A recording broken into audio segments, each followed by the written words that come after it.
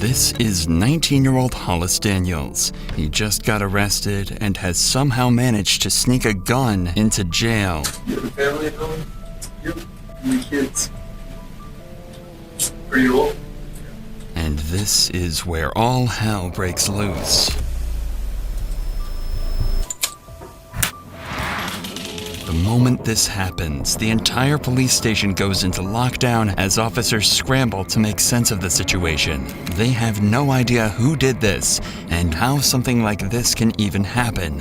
Hollis, on the other hand, was by this time long gone and thought he was going to get away with it. But little did he know his heinous crime was being recorded every step of the way by hidden cameras. Now the chase was on to catch this cold-blooded teen killer.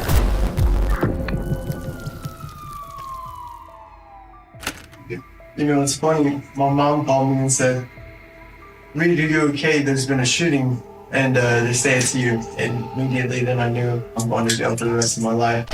At around 1 a.m. on the 8th of October, Hollis Daniels got into an argument with his friends. Allegedly, Hollis had stolen his friend Leo's gun and at one point even threatened him with it. As Hollis left the house that evening, Leo called the police telling them exactly what happened, and Hollis was pulled over at around 1:30 a.m. Had the traffic stop you're about to see ended even slightly differently, Officer Floyd East Jr. might still be alive to this day.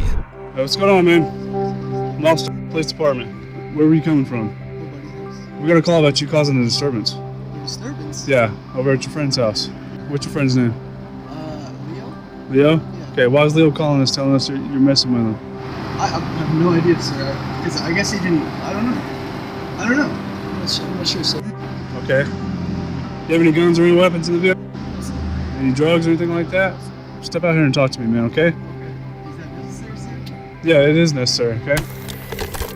Just come stand over here for me, okay? After stepping out, Hollis tells the officers that he did get into an argument with his friends, even getting thrown onto the floor at one point. However, he's adamant that he didn't steal anything from them, especially not a gun. The cops, though, aren't so sure, and want to search his vehicle to prove him wrong. You don't have a gun inside the vehicle? You have a gun on your person? No, sir. No, I pat him down. Yeah, I pat him Do you down. care if we search your vehicle?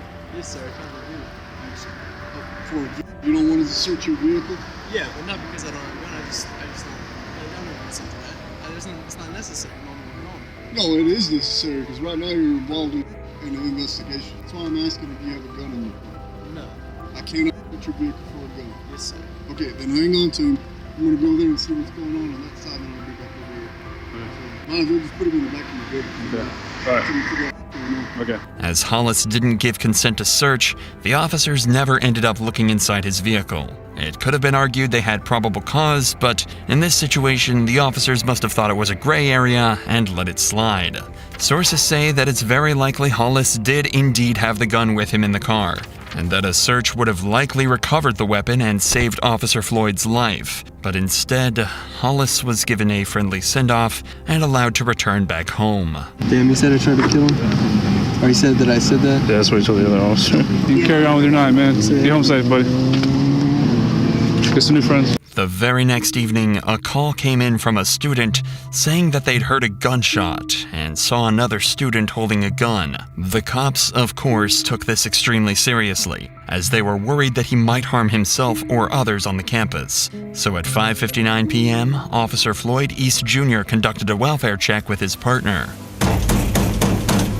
Texas Tech Police Department, we're keying in. Inside, Hollis was nowhere to be seen, but the officers did manage to wake up his roommate, whom they were able to question about Hollis's whereabouts. Hey, what's up, man? What's your name? Andy. Andy? Is that who we're looking for? No, we're looking for Hollis. I just woke up. I'm sorry. That's okay. What do you know about your partner that lives in this room down here? Hollis Daniels? Hollis? I don't know a whole lot about him. Really. I don't know, I haven't really hung out with these guys a whole lot.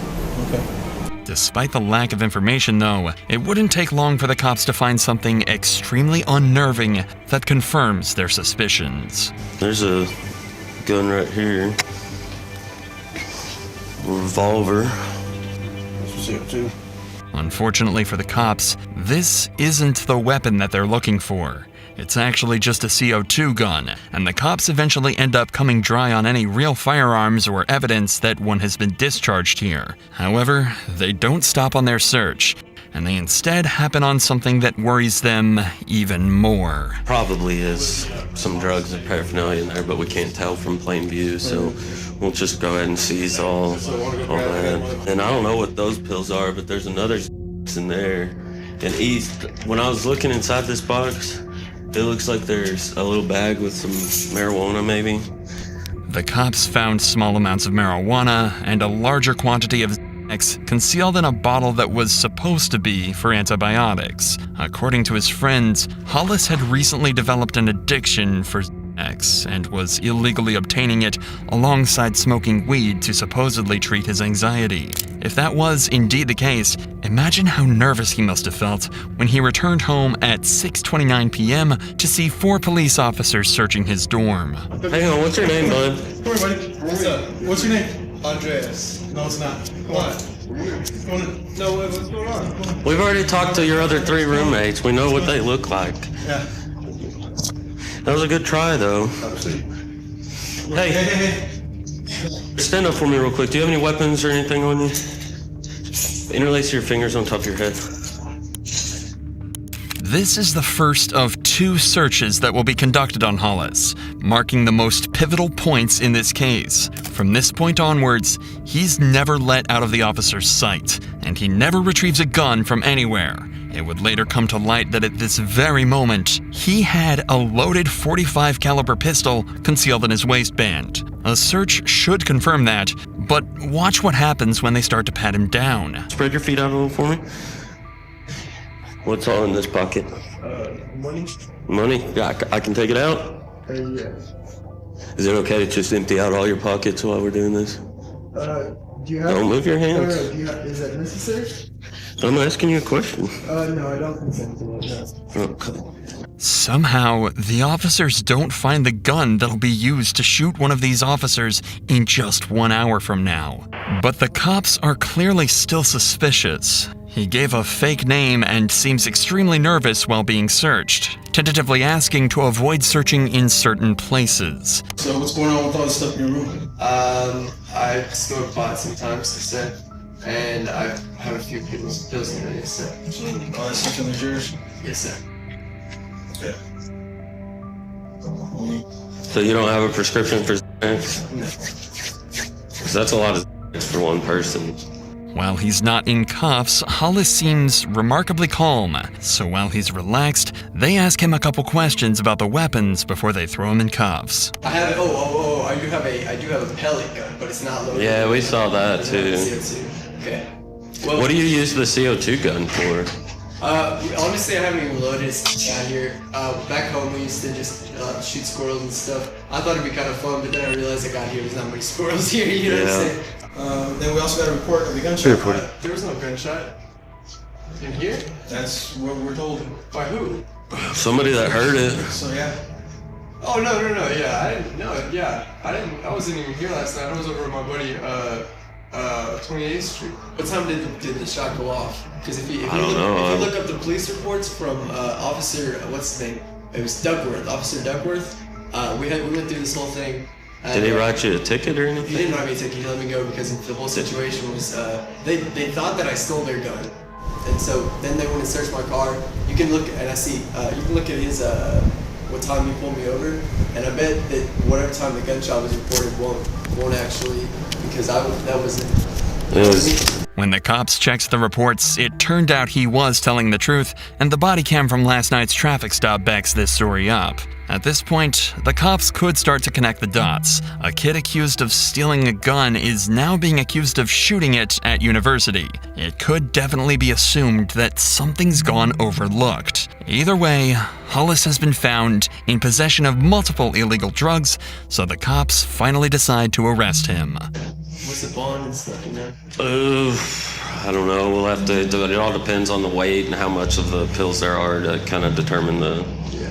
The cops then start a second pat-down, one that Hollis remembers vividly. He says he felt the officer check just millimeters away from the weapon, but somehow never finding it. Hollis was then escorted from his dorm into a squad car, where Officer Floyd tragically missed another opportunity to stop what happened to him in just 50 minutes. As Hollis sits down in the patrol car, Officer Floyd hears a strange noise. I'll be transferring 1-1 male.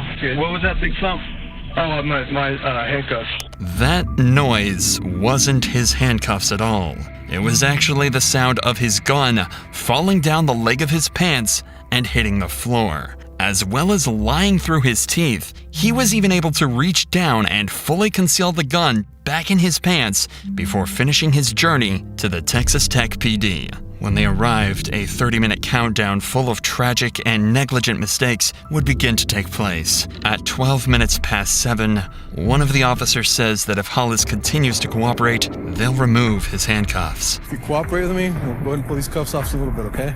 And 2 minutes later, at 14 minutes past, the officers make good on their promise and take his handcuffs off. 90 seconds later, Hollis and Officer Floyd enter a room to run through some paperwork and are left alone. There is no footage of another search taking place before or after they entered this room together. At 7:44 p.m., Hollis asks Officer Floyd 3 questions. You have a family at home? Yep. And the kids. Pretty old. It's unclear why he chose to ask these questions. There was no incentive, and all it did was make him look like a complete and total psychopath. Like he wanted him to know the damage that he was about to cause and the lives that he was about to ruin. 4 seconds pass before he reaches into his sock and takes a deep breath. The shot echoed through the station, alerting officers nearby. By the time they arrived, Floyd was already dead, and Hollis was nowhere to be seen. Assuming Floyd's body cam to be the only camera in the room, he grabbed it and fled, with no idea that the entire incident had been recorded on this hidden surveillance camera. Despite the suspect being gone, cops knew there could only be one suspect, and they immediately placed the campus on lockdown and began a 2-hour-long manhunt for an armed teen killer. 658, the PD is not secure. Got an officer down and shot in our briefing room. We don't know where the suspect went. He's about a 19-year-old white male, skinny. What's he wearing? Blue jeans, believe a light-colored t-shirt. He had mud on his jeans from the knees down. Blue jeans and a white t-shirt? Yeah, and he's got facial hair. Can you relay the information one more time?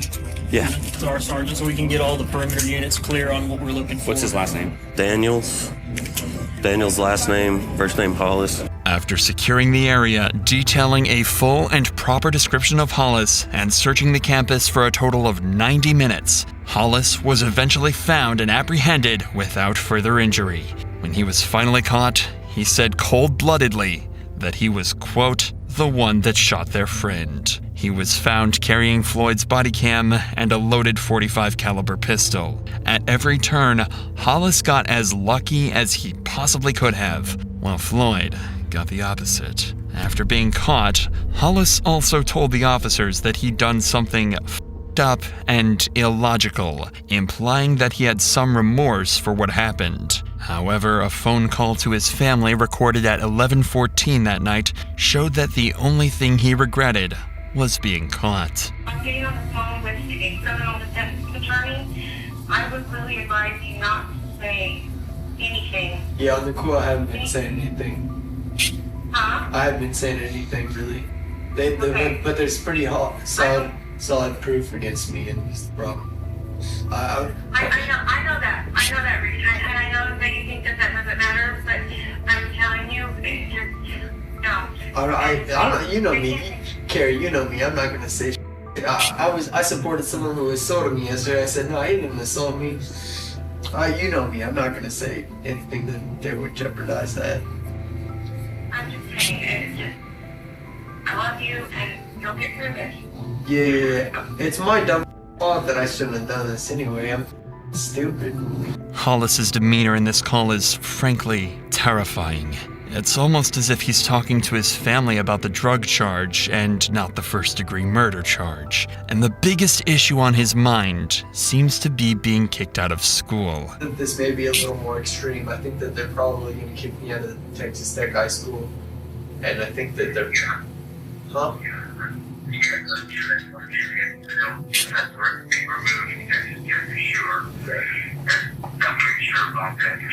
After this call, he was taken by police to an interrogation room, where it seems the reality of the situation finally hits him. Well, you guys know the whole story. What do you think is the most likely possible outcome?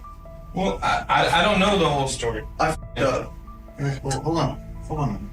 I'm just. I know it's a bad situation. I got it. Okay. You know, it's funny. My mom called me and said, "Reed, are you okay? There's been a shooting, and they say it's you." And immediately then I knew, you know, I'm going to jail for the rest of my life, dropping out of college. You know what? We gotta figure this out first, okay? Yes, sir.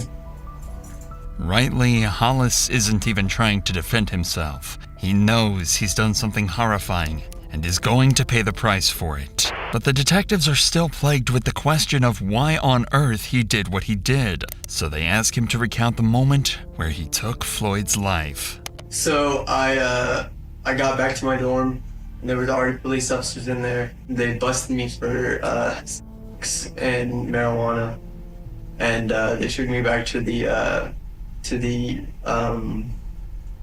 station, and I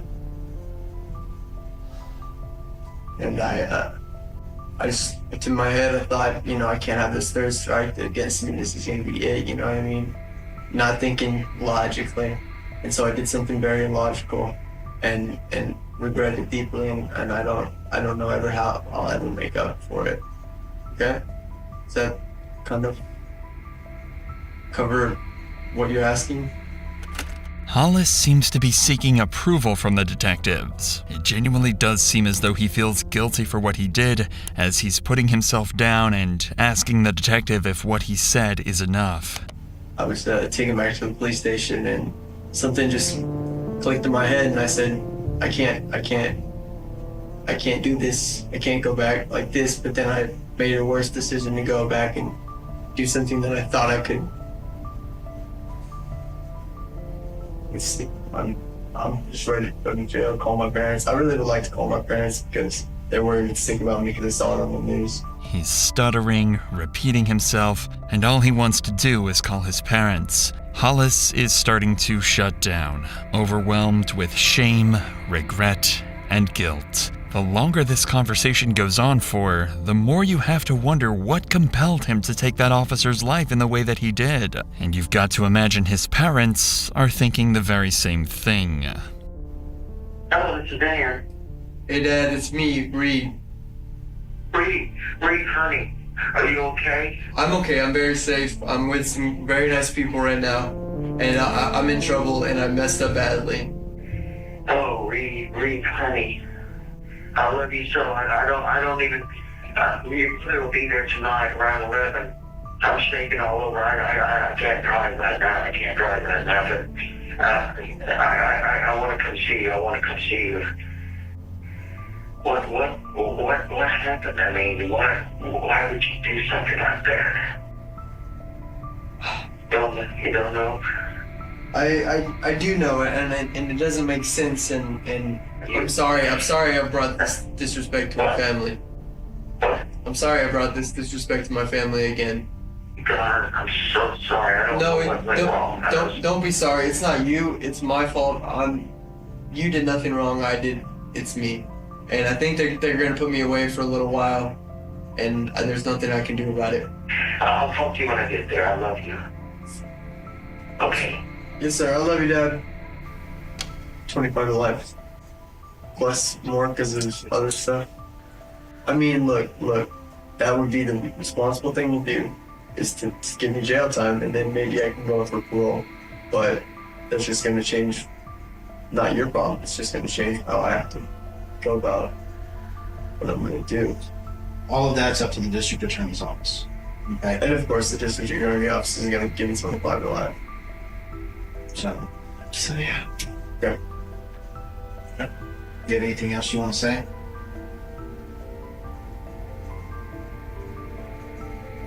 I guess not. But Hollis's motive for all of this, though, would be the biggest mystery of all.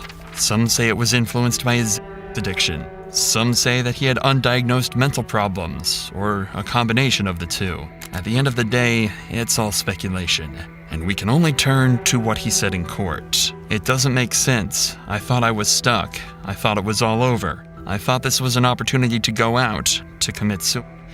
There was no rational line of thought that I had. He also told the court that he wanted to go out with a bang, and that he asked Floyd about his family because he wanted them to be the last thing that he thought about. It seems as though Hollis panicked. He was scared about the consequences of the drug charges, and was influenced by drugs, mental issues, or something else to take the absolute worst route possible. After dodging 3 separate searches and almost being caught multiple times, he might have even thought that this was meant to be. He turned a simple possession of narcotics charge into a first-degree murder charge, and now he's facing the death sentence. When asked why the jury should spare him, he said, "I think it's totally fair to say life for life, but then on the other hand, I think about my family. And the truth is, I'm biased in my own favor. I don't want to die. Not anymore." After deliberating for 3 days, a jury eventually concluded that Hollis should serve life in prison without the possibility of parole.